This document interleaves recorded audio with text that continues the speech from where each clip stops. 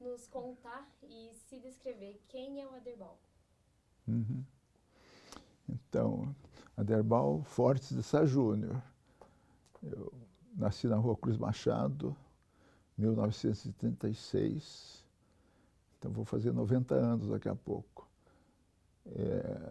Morei até 70, mais ou menos, na Cruz Machado. Depois eu casei e fui morar na Doutor Pedrosa. E depois eu fui morar no Alto da Glória e não saí mais de lá. Tenho curso de... Estudei no Santa Maria, mas no Santa Maria Velho, aqui na Praça Santos Andrade.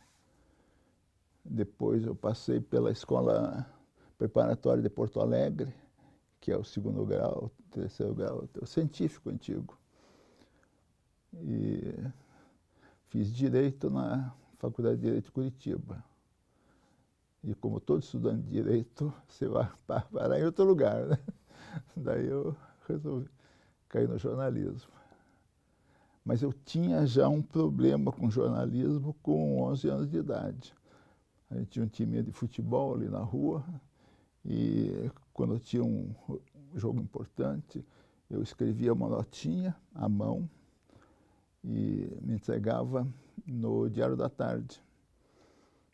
Eu era o repórter que cobria o Cruz Machado Futebol Clube, por 1948. Com 11 anos. 11 anos. 47, então. 48 foi a inauguração do estádio do antigo ferroviário. E foi talvez o ano que eu fui pela primeira vez num campo de futebol, né? E quando e como começa a sua história no jornalismo, oficialmente? Não, eu acho que essa parceria minha com o Diário da Tarde foi importante, né? Senão não teria cobertura do Cruz Machado Futebol Clube. Depois disso, meu pai era da Polícia Militar e amigo do maestro Ângelo Antonello. Então eu cobria a banda da polícia também. Apareciam, faziam ópera, eles ensaiavam, era uma banda, a maior banda do sul do Brasil. Tinha o maestro Ângelo Antonello, que depois tocava no Clube Curitibano, tinha uma orquestra também, fez uma carreira. E é pai do Marco Antonello, que trabalhava no Canal 12, grande diretor de TV. Ali começa a sua história, então. Cobrindo a banda da Polícia Militar. Não, daí eu fui nomeado, eu tinha que estudar Direito, e fui nomeado para o Departamento de Turismo e Divulgação, porque era o emprego que tinha na época. E tinha um amigo do meu pai que dizia que ninguém estuda Direito sem ter um emprego público. Era uma das leis do antigo PSD. Você não deixa os amigos na chuva e no tempo. Eu gostei Aí fui trabalhar lá. Eles faziam a atual Secretaria de Comunicação do governo. Dali eu um dia tive uma ideia, disse, eu vou escrever em jornal também. Eu fui pedir emprego para o Ayrton Batista, que é o secretário do Diário do Paraná, pai do Tusca, da CBN. E tive sucesso parcial, né? Ele disse, volte mais tarde. Mas daí o emprego que eu pleiteava eu não consegui. Consegui mais tarde, me chamaram para coordenar o concurso Miss Paraná. E era um jornalismo de alta qualidade, porque você era obrigado a produzir textos. Então, de vez em quando, o concurso tinha no Paraná inteiro, né? Eu estava em Cornélio, Londrina, algum lugar, e eles achavam que o doutor Assis, o Assis Chateaubriand, que era dono da rede, ia aparecer. Daí eu, de noite no hotel, escrevia no Molivete, né, uma mensagem, cumprimentando pela realização do concurso, assinado Assis Chateaubriand. Daí dizia, eu vou convidar o apresentador, daí eu ia lá e lia o agradecimento do Assis Chateaubriand pelo apoio que tinha tido na cidade. O Diário do Paraná é 24 degraus. Você subia os degraus ali José Loureiro, 111. E era o Ayrton, que dava o emprego, né, que era o secretário do jornal, ficava atrás de um aquário. E ele era super atencioso, né, mas ele recebia muito pedido, porque todo mundo que estava estudando direito, ou filosofia, ou qualquer outra coisa, estava procurando emprego também em jornal. O nosso destino é ser jornalista. E como que foi na revista Panorama e no jornal Última Hora? Junto com o Diário do Paraná, eu fazia... A Panorama não contratava a gente, eu comprava matéria. Então, às vezes, era matéria sobre Miss, às vezes, era matéria sobre mulher bonita, porque eu fiquei com essa área, assim, eu achei ótimo, né? E, às vezes, daí nós fizemos alguma coisa séria também, um trabalho mais profundo. A melhor matéria que eu fiz, que ganhou um prêmio, chamava-se Os 20 Mil da Favela. Eu fiz uma pesquisa sobre a periferia de Curitiba, somei com quem morava em submoradias e deu 20 mil. Aí eu ganhei um prêmiozinho, aí na entrega era o Ivo Arzua que ia entregar para mim. Ele pegou o prêmio e deu para o outro, disse, eu não entrego para ele, esse cara é comunista. E tinha 20 mil mesmo. Trabalhei também na Última Hora. Eu trabalhei no Diário do Paraná, na Última Hora, que saí do Diário, fui para a Última Hora. Da Última Hora, isso daí veio em 64, nós ficamos 2 anos numa lista negra, daí em 66, mais ou menos, comecei a trabalhar no Estado do Paraná, que era do Paulo Pimentel, e depois fui para a televisão, no Canal 4 dele também, que era a Rede Globo. E saindo de lá, eu fiz um concurso e entrei no Tribunal de Contas. Daí eu fiquei meio distante, só publicando de vez em quando uma matéria ou outra, até que apareceu um convite para dirigir a TV Bandeirantes em Curitiba. Aí eu fiquei mais 12 anos lá. Em que ano foi isso? A TV Bandeirantes, eu saí há 12 anos, 96. Que eu fui. Agora, o jornal Última Hora é do Samuel Weiner, né? Sim. Você Foi. trabalhou no Rio, ou São Paulo, ou aqui? Não, eu trabalhei aqui, mas eu produzia até editorial nacional, saía de Curitiba, que tinha uma redação muito boa. Então, eu falei para você, né, era o Silvio Bach, era o Múcio José Assis. Se você pegar os nomes das pessoas que trabalhavam na Última Hora, você tinha uma espécie de andar de cima do jornalismo do Paraná. Porque eles fizeram, quando eles vieram para cá, em 59, eles olharam a praça e disseram, temos que pegar os melhores, e para pegar os melhores eles pagaram 50%, 80% mais do que se pagava normalmente nas redações. Por isso a Última Hora entrou já amaldiçoada pelos outros jornais, mas formou uma redação de muito nível.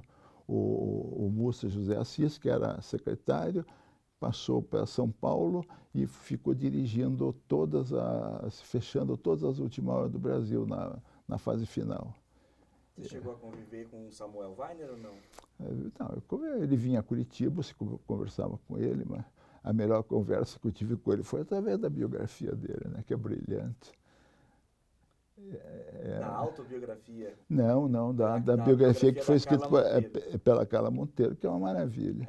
Ela trabalhou 4, 5 anos naquela biografia. Eu recomendo a todo mundo que quer aprender a fazer uma biografia, tem que conversar com a Carla Monteiro.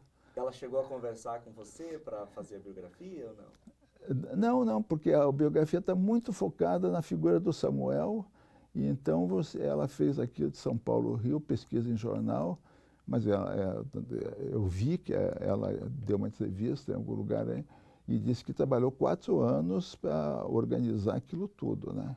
O Samuel fez o jornal mais importante que eu trabalhei. Era importante, inclusive, do ponto de vista do marketing, porque o jornal era visto, nessa época que eu estava começando a trabalhar, como uma coisa ainda romântica, né? Essa transição do jornalismo romântico para o jornalismo industrial, ela foi muito demorada. Você foi comprando rotativo, mas continuava com a cabeça na época que se fazia na prensa, não custava nada. Nós aqui, nós 4, aqui nós 5, fazemos um jornal e fazemos sucesso e tal. E daí, quando não tiver mais dinheiro, a gente para de fazer aquele jornal, inventa um outro título e continua escrevendo. E o que você quer, na verdade, é botar teu nome na primeira página. Aí daí vieram as máquinas. A máquina custa caro, né? Não só ali no tipo e a impressora. Aí veio o offset. Aí veio a necessidade de você se integrar no mundo do jornalismo. Você não conseguia fazer jornal só de Curitiba, né? Você começou a ter jornal com agência internacional, com notícias do Brasil inteiro, de maneira profissional. Aquilo encareceu ainda mais, né? O que aconteceu? Os jornais que eram feitos na base eu e a minha família e minha turma, né? Daqui a pouco eles não aguentaram. Aí começaram a fazer jornal, eu, minha família, minha turma e o Caixa do Tesouro, que foi o caso do Diário do Dia, que era do Moisés Lupion, governador do estado. Então o dinheiro saía do Tesouro para alimentar, pagar as contas do dia. Como foi viver numa cena histórica com o Weiner, o Lacerda e o Marinho?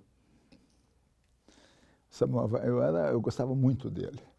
Ele me impressionava como uma figura política, porque ele não era um jornalista, na realidade, né? Ele tinha uma visão de Brasil. O Samuel, deixa eu fazer um elogio para ele, ele era um patriota, né? Ele amava o Brasil. E ele viu aquela situação toda, né? Que o Brasil estava sendo dilapidado, aqueles problemas internacionais. O Samuel teve uma postura, né? A convite do Getúlio, na verdade, né? Que foi a famosa entrevista, quando ele trabalhava nos Diários Associados, e foi fazer a entrevista em São Borja, e o Getúlio gostou dele, sentiu que tinha potencial, e perguntou, né? Por que não fazes um jornal? E o jornal ficou lindo, porque daí ele escapou de todas aquelas armadilhas do jornal antigo e começou a fazer um jornal como tem que ser feito, né? Aquela primeira regra do marketing, que é produto, preço, promoção e distribuição. Então, o produto era bom, o preço era adequado, era mais baixo um pouquinho que os outros jornais, a promoção era intensa e a distribuição era perfeita. Em Curitiba, por exemplo, havia as bancas e os jornaleiros iam buscar o jornal ali do lado da Gazeta antiga, que era a Rua Lourenço Pinto. Com a Última Hora, tinha uma caminhonete que distribuía o jornal nas bancas e outra Kombi que ia para os bairros abrir ponto de venda. Então, você chegava lá no fim da Anitta Garibaldi e disse, quer vender a Última Hora? E deixava 10 Última Horas em cima da mesa, no balcão. E o cara tinha um boteco. E daí eu não vendo o jornal, eu disse, não, deixa aí, se você vender é teu. Então, a primeira venda era do vendedor. Depois ele estabelecia o meio a meio. Então, e a Última Hora passou a ter. Ele tinha uma venda diária de mais de 30 mil exemplares. Aí você diz, isso é chute, não é. Eu ia para São Paulo, de vez em quando, eu tinha alguma coisa para fazer em São Paulo, e voltava com o caminhão da Última Hora. E o Mussa, que era secretário aqui, tinha passado para São Paulo. Então ele fechava a Última Hora lá. E você via a máquina rodar.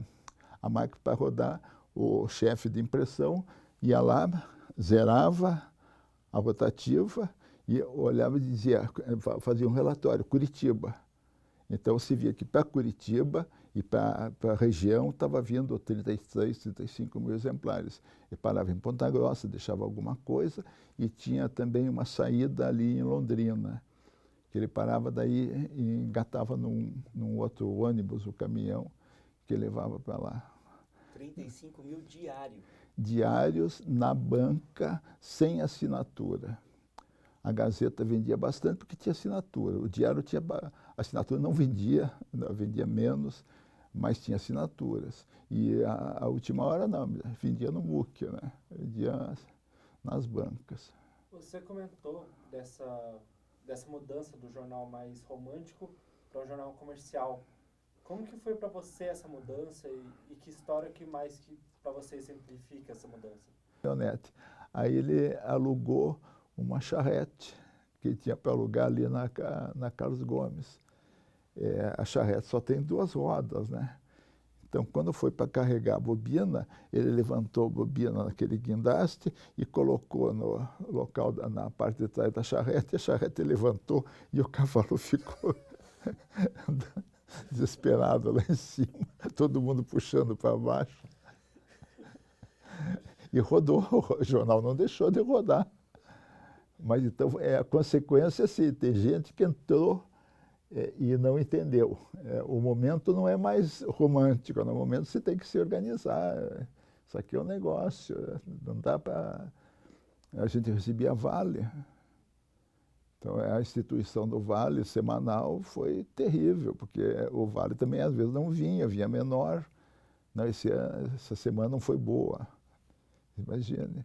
Daí a última hora chegou, abriu uma conta para cada um no banco e pagava quinzenalmente metade do salário. Você passava a ganhar mais, porque se você pode gastar com aquela inflação, né?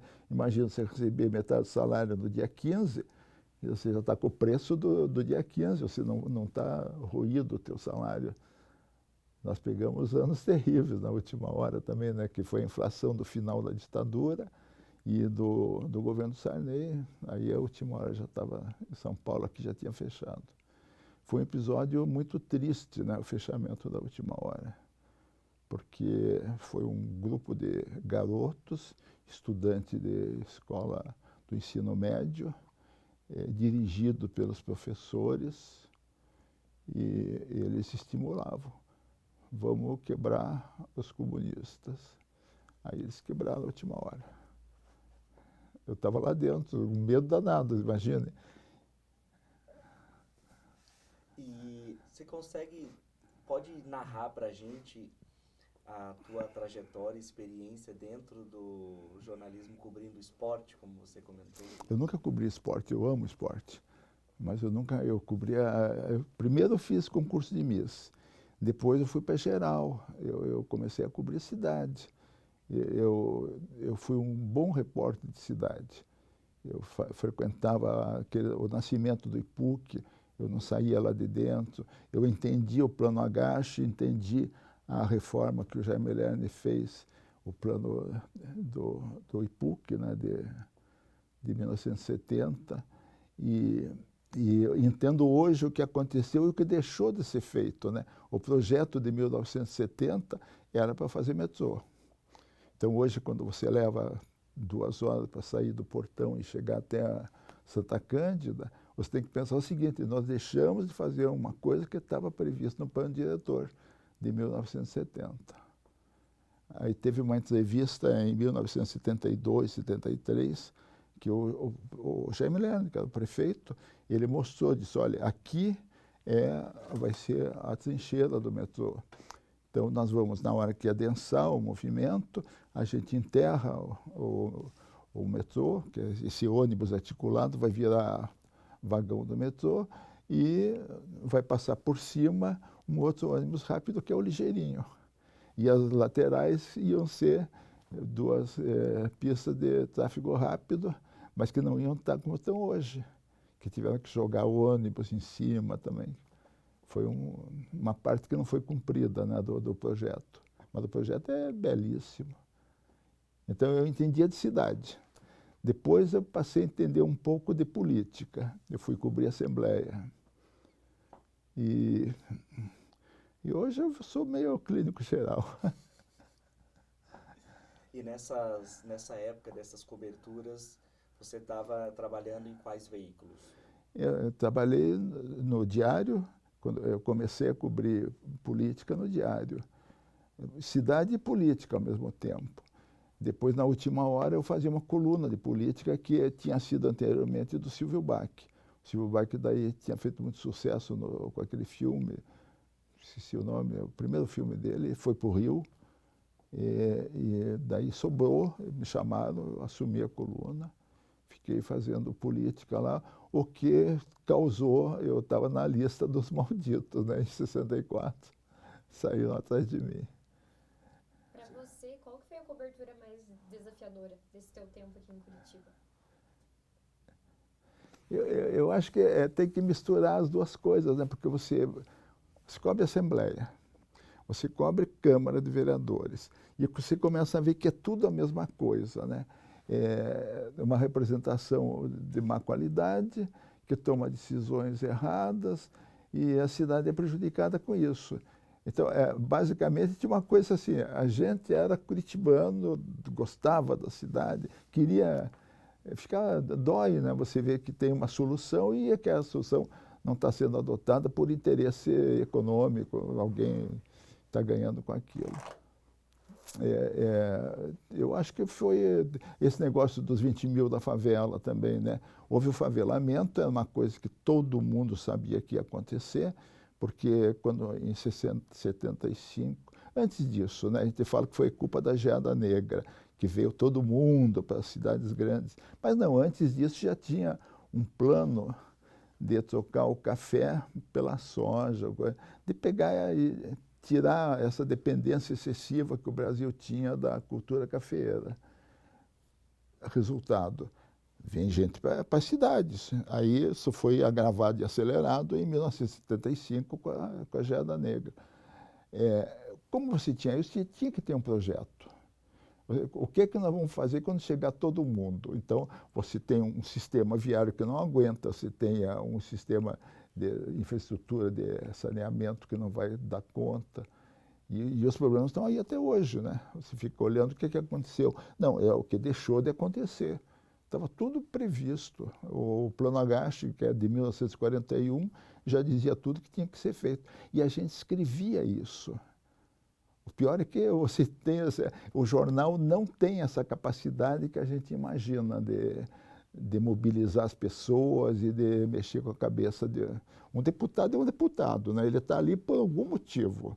Não é porque ele leu a tua coluna, o teu editorial, né, que ele vai mudar de ideia. Não estou falando mal dos deputados, viu? E você foi, ou alguma matéria sua, então, foram censuradas? Nunca. Não, a gente não tinha censura. Era uma coisa muito boa que a imprensa pré-64 nunca foi censurada. Havia indicações, eu vou chamar o fulano que é mais simpático para cobrir isso, né? Mas não tinha censura. Aí havia uma briga dentro das redações, o pessoal de direita com o pessoal de esquerda, mas eu nunca senti. Em 64 não, daí veio o braço pesado, né? Chegou o major e disse o que se tinha que fazer. A gente estava daí no estado do Paraná. E muitas vezes, eu fazia um jornal na televisão chamado Show de Jornal, que era um jornal que tinha muita audiência, porque era Rede Globo. Então, ele no dia seguinte impactava e acontecia alguma coisa. Dependendo do que você disse no dia anterior, você vai ter que explicar.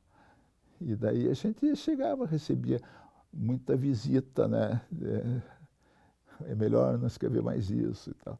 E tinha uma coisa que está aqui nesse livro. Eu não mostrei o livro, posso mostrar agora? Eu escrevi um livro sobre a imprensa daqueles anos até agora, até ontem.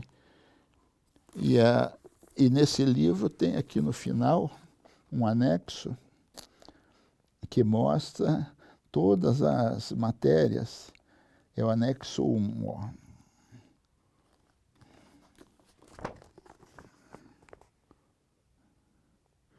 Isso aqui, o Francisco Camargo, um grande jornalista, secretário de redação, é do Estado, da Gazeta e eu acho que do Correio de Notícias. Chegava a pessoa da censura e entregava para ele, que era o secretário, e ele vou obedecer e coisa, guardava na gaveta. Então, quando terminou tudo, ele reuniu e dá um material fantástico, né? Você lê o tipo de censura que nós fomos submetidos, fica impressionado. Era não diga nada, você não diga nada que não vier no boletim lá do general. Foi muito ruim aquilo.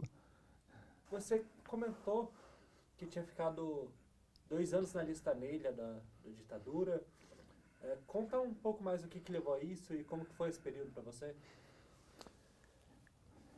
Eu era do sindicato, era diretor do Sindicato de Jornalistas e tinha participado de uma série de manifestações políticas. Na verdade, eu cheguei a brigar com o líder da UDN da época. Então, eu fiquei muito... tanto que eu parei de fazer cobertura política, né? Eu voltei para a redação. Daí, no dia seguinte, eu já sabia que ia acontecer alguma coisa, né? Aí, meu nome estava numa lista lá de... aí, não sei o que lá, ato institucional. E os donos de jornal criaram... Ninguém dizia que estava proibido de trabalhar, mas você não achava emprego. Aí surgiu uma pessoa fantástica na minha vida, que é o dono da revista Paraná, Norte do Paraná em Revista, Aristeu Brandespin. Esse Norte do Paraná em Revista trabalhava só no Norte, naquela cidade, tinha começado em Maringá. E dava assim, aniversário, 10 anos de Cianorte, não sei quantos anos de Moarama. E eu comecei a fazer aquilo. O Luiz Geraldo Mazo também, o Milton Cavalcante também. Então, nós montamos uma redação tipo circo, né? Você mudava de uma cidade para outra, você ia lá, e ele conversava com o prefeito. Quantas páginas o senhor quer? Então, base assim, 16 páginas, uma cobertura boa. Se o cara fosse muito endinheirado, você sugeria uma edição maior. Mas 16 páginas era a base de revista, né? Então, o tamanho de uma revista Veja de hoje. E o prefeito pagava aquilo porque ele achava que tinha que documentar o que ele estava fazendo na cidade.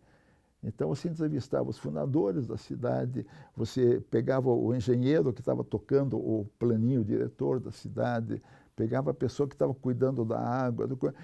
A verdade, o que nós fizemos foi a história do norte do Paraná. Aí, uma vez, o dono da Companhia Melhoramentos Norte do Paraná, chamava-se Herman Moraes Barros, ele me chamou em Maringá. Ele disse, eu queria que você fizesse uma história do norte do Paraná. Eu disse, não, eu vou fazer a história do sul, né? Eu não consigo fazer a história do norte. Eu escrevi, mas eu não vivi isso, né? Eu não botei o pé na terra vermelha, nada, então eu não sou eu a pessoa. Mas daí está sendo, eu acho que tem gente que escreveu muito bem sobre o nascimento e o crescimento das cidades do norte e tudo aquilo que gerou, né, aquela economia diferente, que é de propriedades pequenas e médias, em vez de ser latifúndio, que era o tradicional do Paraná do Sul e do Oeste. Foi muito importante essa experiência que eu tive viajando.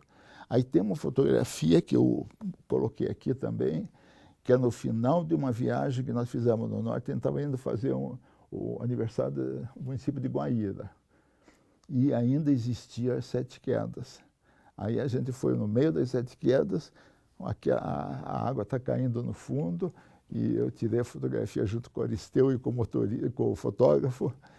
E eu tenho muito orgulho disso, foi a coisa mais importante que eu fiz, eu acho, em matéria de pioneirismo, né, de desbravamento. Foi muito bom. O período nós aprendemos muito, na verdade, porque você chegava na cidade e o Milton Cavalcante era um jornalista que tinha múltiplas habilidades. Ele fotografava bem, editava bem, ele tinha uma experiência de fazer revista também. Então ele chegava na cidade e perguntava, onde é o japonês? Toda cidade do norte tinha um japonês que era dono de um estúdio, e ele alugava. Eu disse, mas que horas? Eu trabalho até às 6. Eu disse, então, a gente vai das 6 até às 6 do dia seguinte. Daí, naquele período, você revelava, você ampliava aquele sistema antigo, né? E você montava a revista. Você já pegava e botava nas páginas como ia ficar a apresentação. E daí, de manhã, quem podia ia dormir, né? Você ia no prefeito e mostrava para ele, ó, deu isso aqui. Ele disse, custa quanto? Hoje o Tribunal de Contas não permitiria, né? Na época deu certo. E você pode contar para a gente como era assim, o dia a dia nas redações? Era muito rico, né? Eu acho que a redação não podia fechar. O que está acontecendo hoje é um crime, porque A redação, eu comparo assim, se você imaginar a cidade como um corpo, né, o jornal é o cérebro. E dentro da redação é que se dá as sinapses. É onde o processo todo de produção de inteligência é dentro da redação. Porque eu falo uma coisa, você fala outra, ela fala outra. Cada um tem uma opinião e uma informação para acrescentar em determinado assunto. Aí você se completa e você sai com uma ideia muito mais rica do que aquela original que você chegou da rua com o material. Eu acho que é um crime se a gente não conseguir manter as redações abertas. Outro dia entrei numa redação de um jornal aí e fiquei com pena, porque tinha 4 velhinhos trabalhando. Tudo cabelo branco, cansado e tal. E eu tenho medo que comecem a repetir matéria que foi feita na prefeitura, na Secretaria de Comunicação do governo, ou numa empresa, ou na Federação das Indústrias. Você começa a faltar gente, né? Então se diz, tem um release aqui, publica. Mas o título tem que fazer, eu estou com preguiça para ir assim mesmo. E daí você começa a ter um jornal cada vez pior, né? Você tem a história do Jornal de Bairro, em Curitiba, que foi muito rica, e hoje está acontecendo isso, né? Os jornais de bairro passam na prefeitura, na federação, no palácio e tal, cada um pega o seu release e não é jornalismo, mas não há redação. Então, a história da redação é isso, né? Você vive a tua realidade da cidade dentro da redação, porque tem um cara que cobriu polícia, aí eu cobri polícia durante algum tempo, também é uma maravilha, né? Você entrar numa delegacia, falar com o delegado. Uma vez uma pessoa lá, um agente me convidou, disse, vamos lá embaixo ver o interrogatório. Eu declinei. Mas tinha jornalista que dizia, e afogamento, o cara te contava, não, daí ele fez afogamento, mas o cara confessou, o cara não está mentindo, não. Porque depois que o cara faz isso, ele confessa qualquer coisa. Agora, depois que ele confessa qualquer coisa, você vai ver se ele está dizendo a verdade. Então, isso eu não sabia. Eu fiquei apavorado, mas isso aconteceu. Como aconteceu uma vez que chegou na redação um rapazinho que era fotógrafo catarinense, estava chegando em Curitiba. E ele já chegou com uma pauta. Ele disse, eu consigo entrar no hospício e consigo ser internado no hospício. O que aconteceu? Ele descobriu que tinha um médico que fazia plantão aos sábados, mas não fazia plantão, ia pescar. E deixava com a mulher dele uma porção de guias de internamento. Nós fomos lá no sábado, ele estava no carro atrás, com 2 segurando, eu desci e falei com ela, a senhora é a senhora do doutor fulano, sou. Então ele teve problema de novo e tal. Não me diga. E como é que é? O senhor tem o documento dele? A gente pegou o documento, ela preencheu e a gente internou. No dia seguinte, o Jair, eu vou esquecer o sobrenome dele, vai ser uma grande injustiça. Ele conseguiu passar o dia lá dentro, descobriu que a carne que o governo comprava não era entregue para os doentes, era vendida para terceiros, num açougue lá, tinha receptador, que eles não viam doente, o médico, há mais de 6 meses. Tinha gente que nunca estava internada, nunca tinha visto o médico. Aí nós publicamos a denúncia no Diário do Paraná, em 1961, eu acho, foi o primeiro ano do governo Ney Braga, e não aconteceu absolutamente nada. Isso é a parte mais bacana do jornalismo. Não adianta. Ou adianta, mas tem que bater, né? Tem que insistir naquilo. Porque você tinha um jornalismo que não tinha pauta, né? Tudo meio no grito, e que não tinha suíte, né? Não tinha follow-up. Aquela notícia do dia seguinte, eu consegui botar uma matéria, mas no outro dia já não consegui mais. E aí saiu da primeira página, foi para uma página de dentro e sumiu. Então, tem que ter uma coisa sistemática e tem que ter um mínimo de solidariedade entre os veículos. Não havia essa solidariedade, né? Se o Diário do Paraná deu um furo, os outros fazem de conta que não aconteceu nada. E a cidade não está indignada porque o hospício prende qualquer um e não solta. Ah, para soltar ele foi muito engraçado também, porque daí nós chegamos lá 2 dias depois para tirar, né? Disse, não, o fotógrafo Jair está aqui dentro. Ele disse, não, tem um doente aqui que só pode sair a hora que o médico autorizar. Aí voltamos com o advogado. Quase arrumaram uma encrenca aí. Não arrumamos, foi advogado, foi tudo. Eu disse, não, eu não vou tirar. Ele disse, eu vou botar o senhor na cadeia. E você não tinha celular ainda, o pior é isso, né? Sem celular, você liga para alguém, liga para o governador. Mas não conseguiu, mas tiramos. E essas pautas assim do jornalismo investigativo, elas eram comuns? Não, essa pauta caiu por acaso e se você aparecesse com uma pauta dessas, você ficavam te olhando com uma cara, você quer que me criar problema, né? Não é bom isso que você está querendo aqui. Ô Aderbal, e você lembra de como eram os seus editores, assim, de alguma experiência que você teve com algum editor? Que depois a gente vai te fazer uma pergunta de quando você se tornou chefe, mas quando os seus chefes, como eles eram? Como foi essa experiência, assim, do Aderbal jovem com os editores? Eu tive o Ayrton, mas é da minha idade, né? Eu nunca tive um chefe velho. Assim. O dono do jornal era o Aderbal Stresser, mas ele dava pouco pitaco na redação. Então, meio que a gente resolvia tudo, e quando tinha uma matéria política de importância, ele era amigo do Bento Munhoz da Rocha. Então, se sabia assim, não se meta, não fale mal da família Munhoz da Rocha. Depois, no estado do Paraná, eu sabia que não podia falar mal da família Pimentel.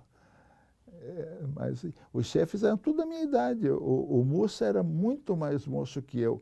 Eu tinha 20 e qualquer coisa, ele tinha 17 anos e era o melhor repórter de Curitiba. Ele conseguiu furos que na última hora que ninguém mais conseguia. Daí nós descobrimos por quê. Ele saía da sala e ficava ali, ficou amigo do Ney Braga, que era o governador, e quando terminava o expediente, todo mundo saía da sala, ia para casa. E ele continuava lá. Daí ele entrava na sala do governador e fuçava a lata de lixo. E não tinha, na época, não tinha nada digital. Então, se tinha um decreto que tinha um errinho, uma vírgula e coisa, ele amassava e jogava na lata de lixo. No dia seguinte, você tinha o furo, o governo vai fazer tal coisa, liberou tal dinheiro para a obra. Era impressionante a qualidade do Mussa. Daí ele foi promovido, ficou sendo meu chefe, mas a gente era muito horizontal o relacionamento dentro dessas redações. Eu tive o Cícero Catani também, que era meu companheiro de sair de noite. E depois foi meu chefe no 2 jornais, eu acho que no Correio de Notícias. E o Aderbal chefe, como foi? Péssimo. Porque eu cheguei numa televisão que tinha a missão de ser diretor. Eu não era chefe de redação. Então o diretor tem que ganhar dinheiro, né? Não pode pensar em outra coisa. Teve uma época que eu fui chefe no Show de Jornal, do Canal 12, e eu tenho muito orgulho dessa fase. Nós fizemos o melhor jornal de televisão de Curitiba durante 2, 3 anos, que era uma réplica dos jornais que se fazia no Rio de Janeiro, porque aí a Rede Globo insistia num padrão. Então, todo mundo ia para o Rio e dava uma olhada no que tinha lá.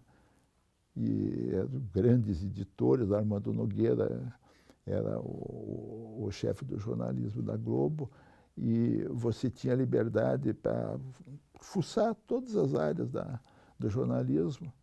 Então eu trouxe muitas ideias, inclusive esse jornal, que era um jornal de conversa. Você ia contando as notícias, você não tinha ainda facilidade nenhuma, você tinha que ler.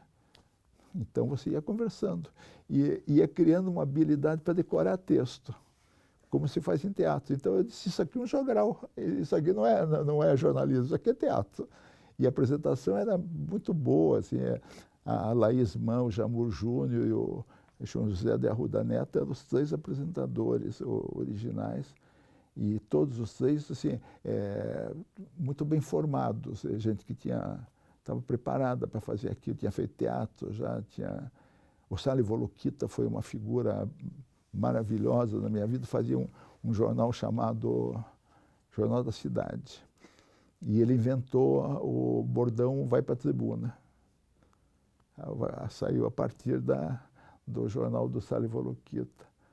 E tinha uma audiência fantástica. Agora, o CC Globo, na época, né, era uma coisa que assustava, porque qualquer coisa que você dissesse a mais dava uma repercussão e você podia ser responsabilizado por causar alguma tragédia econômica, sei lá o que, comercial. Você tinha contado sobre o fechamento da última hora, que o jornal foi atacado por estudantes e levou ao fechamento. Conta essa história com mais detalhes. Você comentou que estava no jornal. Como que foi para você todo esse evento? Posso abrir? Pode, claro. Pegar uma cola aqui. Foi muito... Foi o jornal que tive mais alegria em trabalhar. Essa aqui é a famosa foto das 7 quedas. Se você quiser mostrar para essa câmera. É a famosa foto das 7 quedas. Isso aqui é no tempo que eu trabalhava com a Aristeu Brandespin.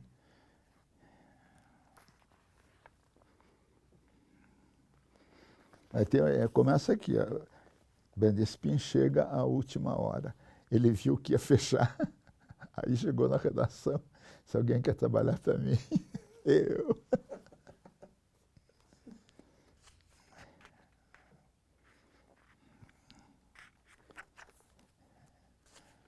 Ele foi uma espécie de Toynbee do norte do Paraná, você que estudou história.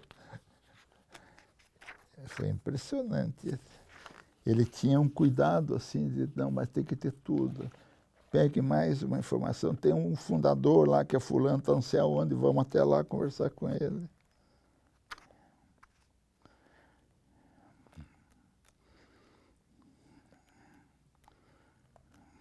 A última hora dá um livro, viu? Mas não, aqui não.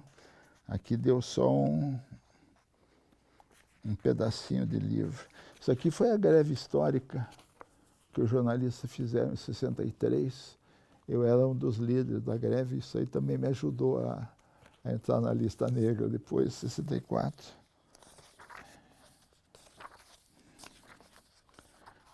E essa greve foi contra a censura? Não, essa greve foi... Nós pedimos aumento, porque a inflação estava em 62, por aí, estava em 90%. No ano seguinte, você tinha que ganhar o dobro que você tinha ganho no ano anterior para manter o padrão de vida. E os caras disseram que não. Como é que faz? Vamos fazer uma greve. Aí já tinha organizado o sindicato. O sindicato tinha 70 pessoas em 1959 e tinha 400 jornalistas de verdade em 1963. Então ele estava forte, todo mundo tinha consciência. A greve foi decidida em assembleias, mais de uma, depois de muito trabalho, delegacia do trabalho. Nós levantamos, a Kazumi e eu, levantamos os documentos originais que levaram essa greve, as atas e tudo. Deu um trabalhão danado. Mas está aqui, tudo... E o resultado da greve não foi tão bom, mas pelo menos nós tivemos uma correção salarial de 70%, assim. Quer dizer, não dava bem a inflação, mas dava quase a inflação. Olha, isso aqui é impressionante. No ano de 61, a inflação foi de 30. Em 61 foi 30 em 60, 47 em 61. 51 em 62, em 63, 79,9%, 78%. Ninguém aguentava, né?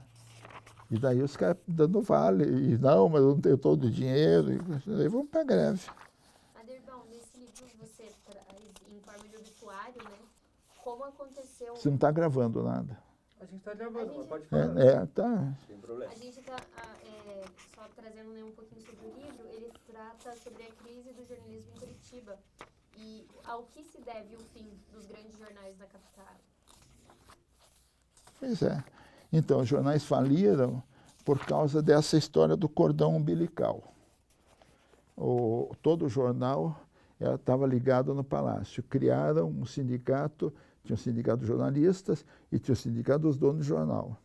Aí esses sindicatos cuidavam de questões trabalhistas.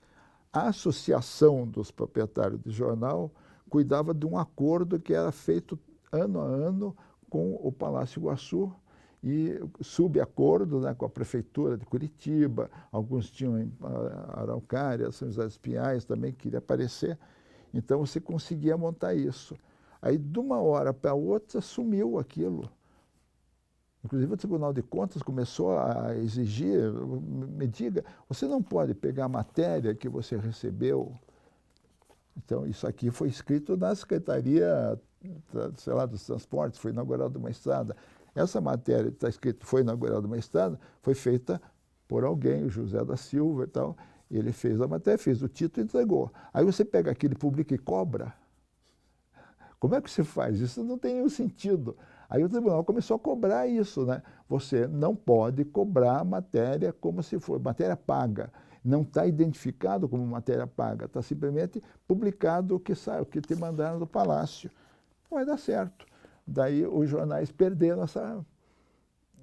Aí os governos começaram a pagar menos também, porque tiveram uma concorrência da televisão e, mais recentemente, a concorrência da internet. Então o governo começou a pagar para o Google, começou a pagar para o Facebook. Se eu pegar a conta do governo hoje, você vê que tem mais Google e Facebook do que a Rede Globo. Isso mudou completamente. Mas foi isso, fechou. Eu acho que é basicamente isso, né? Deixou de receber o dinheiro do Tesouro. Por que recebia dinheiro? Por que só recebia dinheiro? Por que não cuidou de vender avulso, como fez a Última Hora? Ou de ter promoções, edições determinadas, como às vezes a gente fazia. Mas não, o pessoal começou a ficar descuidado, começou a receber só aquele dinheiro, acertar as contas, ter uma vez, olha, está muito pouco, tem que melhorar. Então foi muito complicado. Agora, aqui, capítulo 7, tá? A completa verdade sobre a controvertida chegada da Última Hora, que sacudiu as redações e tirou velhos conservadores do sossego. A Última Hora não aceitava o dinheirinho do Palácio. Teve um empréstimo do Banco do Estado, parece, mas nunca aceitou isso aqui. Então, isso mudou a visão. Você não pode mais funcionar desse jeito. Quem quiser continuar desse jeito vai morrer.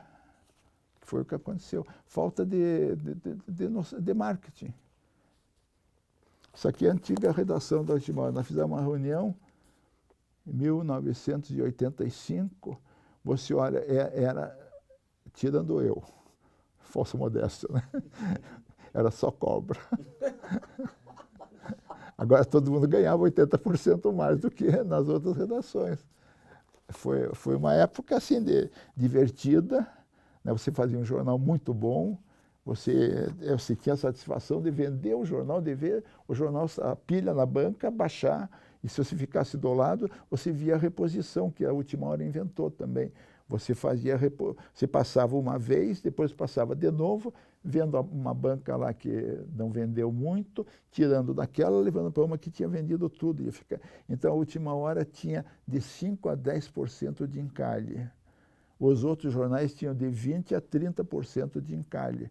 Você tira 10 mil exemplares e 1.000 vão encalhar com certeza. Dá para aguentar, né? Agora, 2.000 vão encalhar com certeza, que era a média do encalhe, 20%. O que levou principalmente os estudantes a se revoltar com um jornal tão popular? Não foi os estudantes, foi a turma que foi dirigida, tudo secundarista que foi, eu acho que não vale a pena botar nomes aqui, que um dos colégios de Curitiba reuniu os alunos, botou os alunos marchando, Rua 15 abaixo, entraram na Voluntários da Pátria e apedrejaram à última hora. Era uma discussão que não tinha nada a ver com o jornal. Eles estavam discutindo um reajuste dos professores. E daí apareceu essa oportunidade ótima. Então vamos quebrar a última hora. Que era uma escola, esse colégio devia ser muito inimigo do povo. Você estava na redação? Eu estava lá dentro. Estava o primo meu, o Ronald Pereira. O Mussa estava em São Paulo, daí estava falando com ele, estou quebrando. Eles mandam fotografia. Visão de jornalista, né? E na última hora, ali foi o lugar, você pode dizer que você foi mais feliz? E que eu aprendi a fazer jornalismo. Provavelmente foi ali. Ali que você tem mais contato com gente boa, né? Que era a redação de São Paulo. Você convivia muito com eles, ia lá, fazia matéria junto. E depois eu aprendi muita coisa com o pessoal da Globo, na época da televisão, do Canal 4, que também eles permitiam fazer isso, né? Não, você sai com a equipe, você vai fazer uma matéria, você edita, e eu tive o prazer, daí uma das matérias estava o Cid Moreira lendo, né? Tava bom e tal. Era uma história de um trem que eles tinham, estava voltando a rodar, ali na zona norte do Rio. Mas aqui está a fotografia dos dois que comandaram. O fotógrafo da última hora conseguiu, Tá, esses dois comandaram, quebraram tudo. Não foi um movimento estudantil contra a última hora. Agora, tinha, na época, um negócio chamado Tradição, Família e Propriedade, que complicou muito a vida da cidade. Porque eles começaram a achar que a última hora era um jornal contra as tradições e contra a família. Não era um bom exemplo. Aderbal, a gente está se encaminhando para o final. Não sei se você queria fazer aquela pergunta. Eu queria fazer, antes dessa daí, a pergunta sobre o que te emociona ainda na profissão? Escrever. Escrever, o ato de escrever me emociona. O ato de ver o teu produto pronto e poder mexer e poder melhorar a qualidade e daí sentir que alguém leu aquilo e gostou, isso me emociona. Criar pauta já não emociona mais, né? Porque eu vejo que a nossa capacidade de estabelecer pautas é muito pequena. Mas você pode sair e pode levantar um assunto, como agora eu estou levantando. Como eu levantei esse aqui dos jornais, que foi só bater basicamente junta comercial, né? Documentos antigos e conversar com velhos jornalistas. Gente que tinha mais intimidade com aquela parte financeira do jornal, ajudou muito a fazer chama-se Nicodemo, né?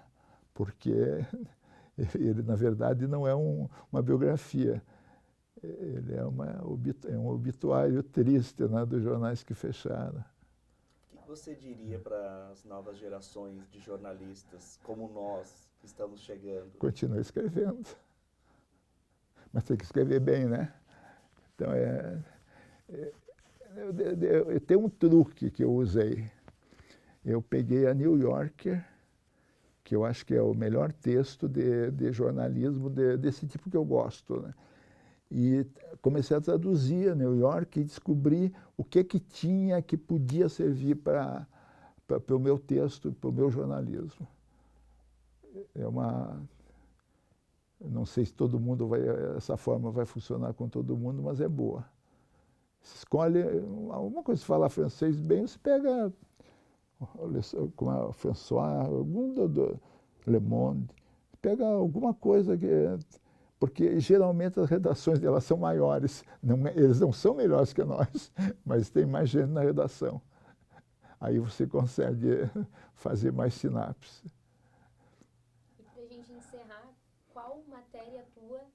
você gostaria que fosse lembrada daqui 50 anos? Eu acho que essa das favelas, né? Está vendo agora de novo essa briga das favelas. A gente está começando a ter uma consciência, a famosa fila da Coab, né? Isso é uma picaretagem. Se você prestar atenção, você tem muito terreno que está aí acumulando valor, porque você não foi capaz de implantar um imposto progressivo. Não, esse IPTU progressivo, ele resolveria esse problema da casa, e nós estamos sem casa, sem teto, sem nada. Agora, a coisa que mais me impressionou na vida, que eu guardei como, foi uma Constituição que o Cassimiro de Abreu sugeriu que fosse promulgada no Brasil, substituindo a da época. Tinha um artigo só. Artigo 1º. Todo brasileiro é obrigado a ter vergonha na cara. Aí tinha revoga-se as disposições em contrário. Cassimiro de Abreu.